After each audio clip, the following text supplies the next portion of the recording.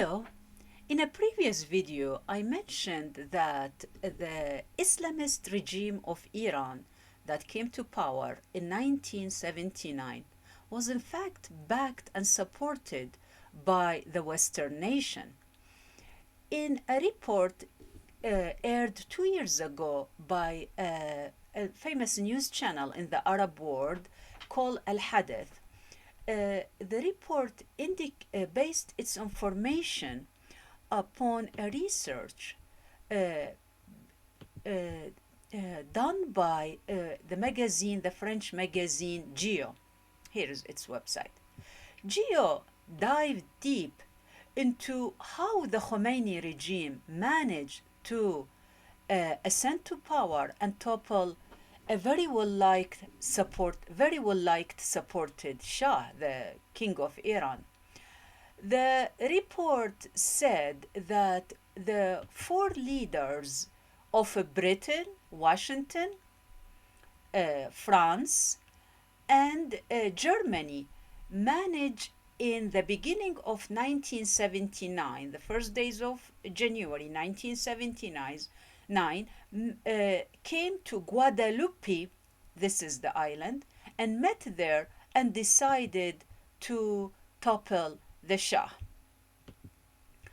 GEO magazine said at that meeting there was the French president, Valéry Giscard d'Estaing, Jimmy Carter, president of the United States, prime minister of Britain, Gallagher, and the chancellor of Germany, Helmut Schmidt.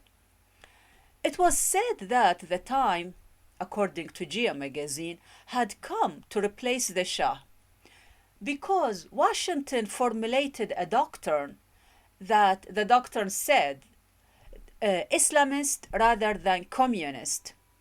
Washington at that time, its policy that, okay, Islamists are much more aligned to implement its strategy, its agenda, Washington agenda, than the communist. Also, a goal from supporting the Islamist was, according to the magazine also, was encourage Islamic movement to create regional chaos, particularly spreading in the Muslim province in the Soviet Union with the aim of weakening and destroying the Soviet Union. Of course, the Soviet Union was dissolved decades ago.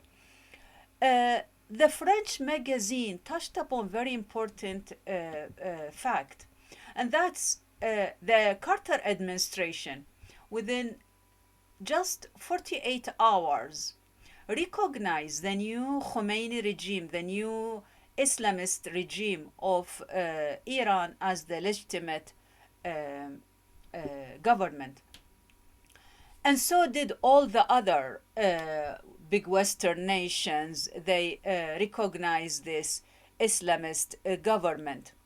The magazine exposed a very important fact, and that is the French administration forced or convinced the Iranian army, which were very loyal, the army was very loyal to the king, to the Shah of Iran, not to interfere in this change, or I called it in this coup.